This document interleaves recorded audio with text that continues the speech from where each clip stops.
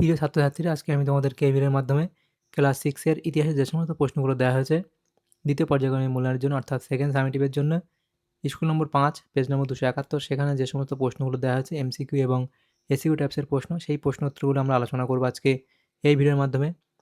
তোমরা ভিডিওটা শুরু থেকে শেষ অবধি অবশ্যই দেখবে, আর চ্যানেল যদি নতুন হয়ে থাকে অবশ্যই তোমরা চ্যানেলটাকে সাবস্ক্রাইব করে রাখবে পরবর্তী যে স্কুলগুলো আছে সেগুলোর প্রশ্ন উত্তর পাওয়ার জন্য, এবং এর আগের যে স্কুলগুলো ছিল সেগুলোর প্রশ্ন উত্তর আমরা আলোচনা করে দিয়েছি। তোমরা প্লেলিস্ট থেকে সেই প্রশ্ন উত্তরগুলো পেয়ে যাবে, সেখান থেকে দেখে নিয়ে সেই সমস্ত প্রশ্ন উত্তরগুলো আজকে আমরা আলোচনা করবো। এই 271 নম্বর পেজ, স্কুল নম্বর 5, এই 5 নম্বর স্কুলে যে সমস্ত প্রশ্নগুলো আছে সেগুলো আমরা আলোচনা করব। তো এখানে দেখো 5 নম্বর স্কুল, সেখানে যে প্রশ্নগুলো দেওয়া হয়েছে আমাদের 10টা এমসিকিউ প্রশ্ন দেওয়া আছে 10 নম্বর। একের দাগে কী বলা আছে দেখো, সঠিক উত্তরটি বেছে নিয়ে লেখো, যে কোনো 10টি প্রশ্নের উত্তর এখানে করতে বলা হয়েছে। একের দাগের একের প্রশ্ন বলা হয়েছে দেখো, যে আদি বৈদিক যুগের ইতিহাস জানার একমাত্র উপাদান হলো জেন্দ আবেস্তা, মহাকাব্য, ঋগ্বেদ নাকি পুরাণ। তো এখানে সঠিক উত্তর হবে অপশান সি, অর্থাৎ ঋগ্বেদ। এর পরবর্তী প্রশ্ন, ঋগ্বেদের গুরুত্বপূর্ণ নদী হলো গঙ্গা, যমুনা, সিন্ধু নাকি নর্মদা। তাহলে এখানে অপশান সি, অর্থাৎ সিন্ধু। এর পরবর্তী প্রশ্ন কি বলা আছে দেখো, ভরত গোষ্ঠীর রাজা ছিলেন সুদাস, অশোক, কনিষ্ক নাকি হর্ষবর্ধন। এটা এখানে হবে অপশান এ, অর্থাৎ সুদাস। এর পরবর্তী যে প্রশ্ন এখানে দেখো কি বলা আছে পরবর্তী প্রশ্নের মধ্যে, পরবর্তী প্রশ্ন 4 দাগে কী বলা আছে দেখো, বৈদিক যুগে গায়ত্রী মন্ত্র উচ্চারিত হতো কার উদ্দেশ্যে? সরস্বতী, অদিতি, পৃথিবী নাকি সবিত্রী। তাহলে অপশান ডি হবে সঠিক উত্তর, সবিত্রী। পরবর্তী প্রশ্ন, দক্ষিণ ভারতের একমাত্র মহাজনপদ হলো, সেটা হবে অসমক, অপশান বি। এর পরবর্তী প্রশ্ন কি, বর্ধমান মহাবীর তপস্যা করেছিলেন 6 বছর, 10 বছর, 12 বছর নাকি 15 বছর। এটা হবে সঠিক উত্তর, অপশান সি, 12 বছর। এর পরবর্তী প্রশ্ন 7 দাগে, পার্শ্বনাথ ছিলেন কততম তীর্থঙ্কর? সেটা হবে 23তম তীর্থঙ্কর। এর পরবর্তী প্রশ্ন, বৌদ্ধ ধর্ম প্রচারকদের ভাষা ছিল সংস্কৃত, পালি, প্রাকৃত নাকি হিন্দি। অপশান বি, অর্থাৎ পালি। এর পরবর্তী প্রশ্ন কি বলা আছে দেখো, কলিঙ্গরাজ খারবেলের কথা জানা যায় নাসিক থেকে, হাতিগুম্ফা শিলালেখ থেকে নাকি লেখো নাকি জুনাগড় শিলালেখ থেকে। তো এখানে হবে হাতিগুম্ফা শিলালেখ, অপশান বি। পরবর্তী প্রশ্ন 10 দাগে, হুন আক্রমণ প্রতিহত করেছিলেন। তাহলে হুন আক্রমণ প্রতিহত করেছিলেন সেটা হবে এখানে স্কন্দগুপ্ত, অপশান ডি। 11 দাগের প্রশ্ন দেখো কী বলা আছে, হরিসেন কার সভাকবি ছিলেন? তাহলে এটা হবে কোনটা? সেটা এখানে অপশান সি, অর্থাৎ এখানে সমুদ্রগুপ্ত। এর পরবর্তী প্রশ্ন 12 দাগে কী বলা আছে দেখো, শিলাদিত্য উপাধি নিয়েছিলেন, সেটা হবে শিলাদিত্য উপাধি নিয়েছিলেন কে? সেটা হবে অপশান সি, অর্থাৎ এখানে হবে হর্ষবর্ধন। তাহলে এখানে যে এমসিকিউ প্রশ্নগুলো ছিল সেগুলো হলো। এর পরবর্তী যে প্রশ্নগুলো আছে দেখো সেখানে কী বলা আছে এই প্রশ্নগুলো, 2 দাগের যে প্রশ্নগুলো এখানে দেখো বলা দেওয়া আছে কি, এখানে নির্দেশ অনুযায়ী উত্তর দাও, যে কোনো 10টি প্রশ্নের উত্তর করতে বলা আছে। 2 দাগের এ বলা আছে দেখো, এক কথায় উত্তর দাও। 1 দাগের একের প্রশ্ন, বেদের অপর নাম কি? তাহলে বেদের অপর নাম কি লিখবে?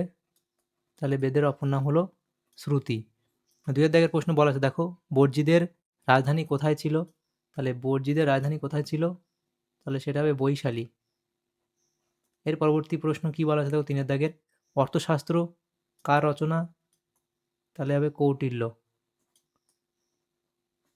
কৌটিল্য। এর পরবর্তী প্রশ্ন কি বলা আছে দেখো, বিয়ের দাগে শূন্যস্থান পূরণ করো। ভদ্রবাহুর অনুগামী জৈনদের বলা হতো, তাহলে কি বলা হতো?